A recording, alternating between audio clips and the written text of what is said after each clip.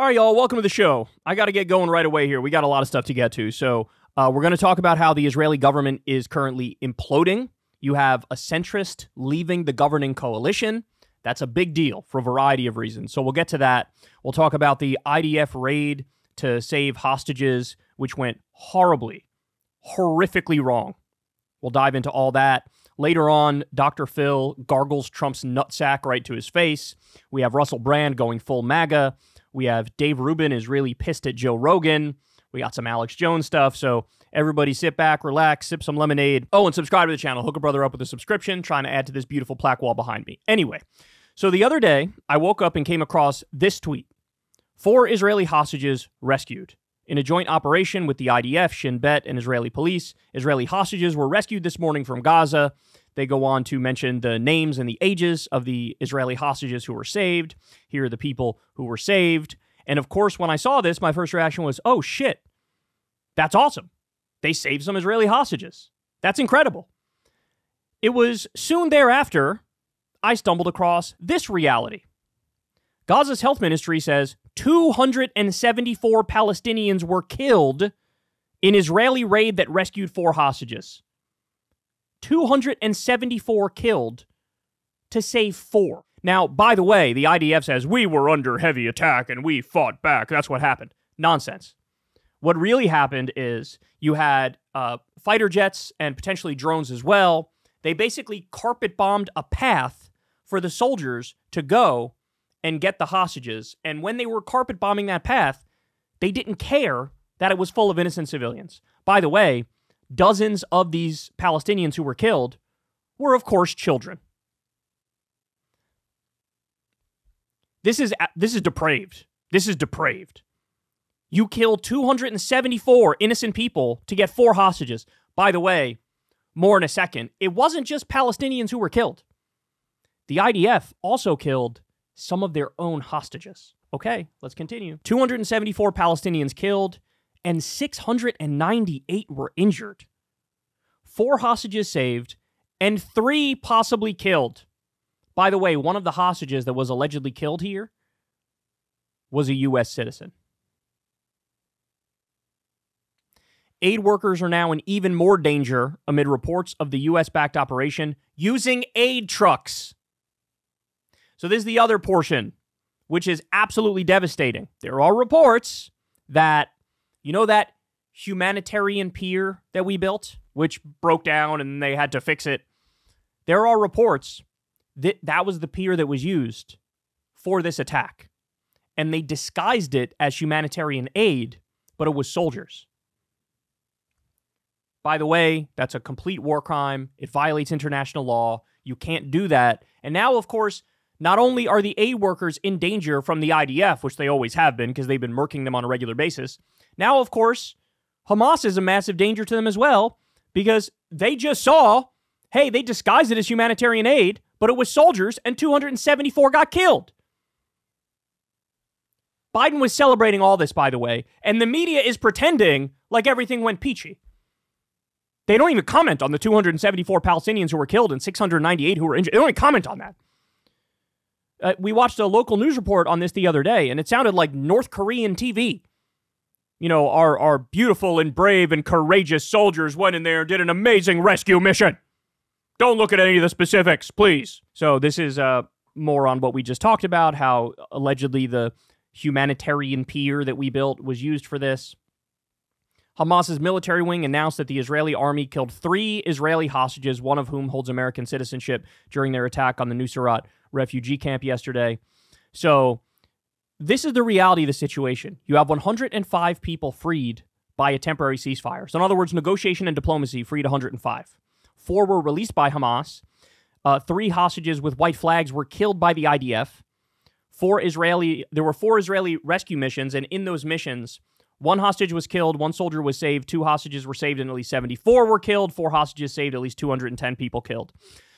So, in other words, look, the point this is making is very simple. It's negotiation and diplomacy that end up freeing more hostages.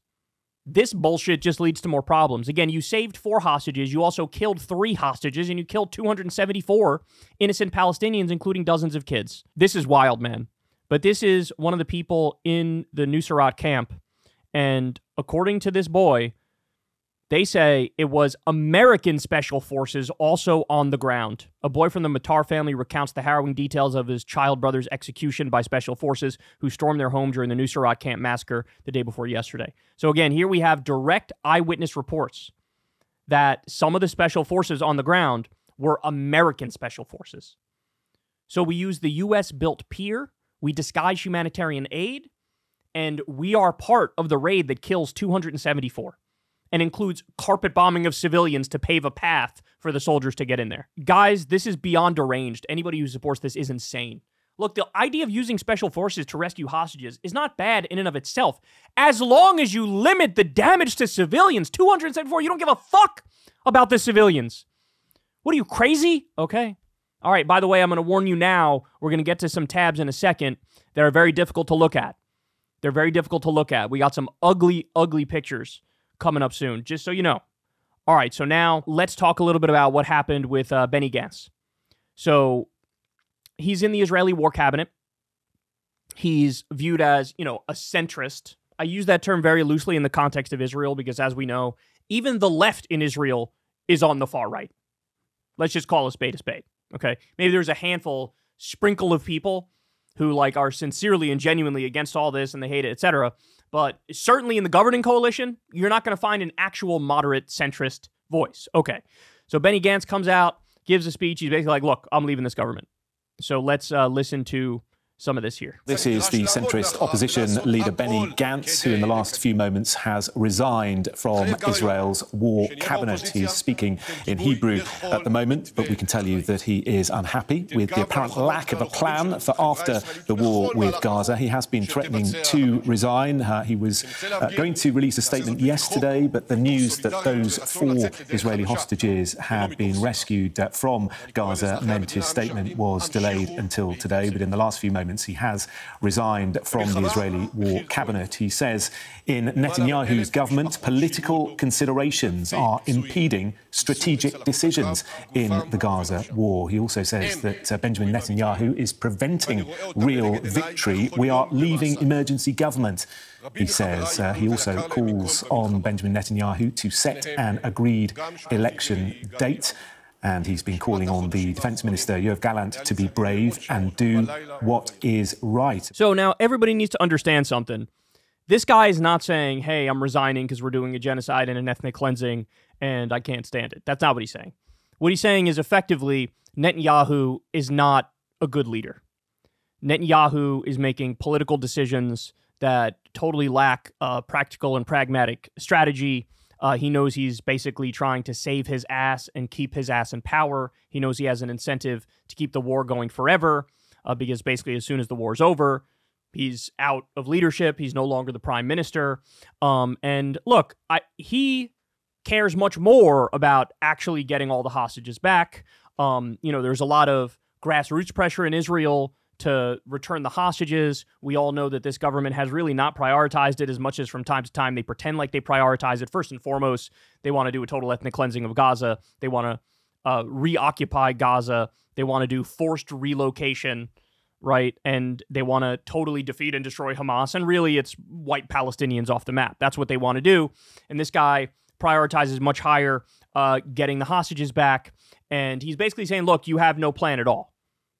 There's no plan, and this is totally haphazard, and this isn't going well, and so I'm done here. So, look, if others follow, it could be a good thing, but the fact of the matter is now with him getting out of there, not like he was a massively moderating influence, because, again, there are no real moderates here in this equation, but what'll happen is now you're giving Ben-Gvir and Smotrich and the far-right psychopaths even more power. So what's likely to happen is the policy from the Israeli government gets even more brazen, gets even more genocidal, gets even worse.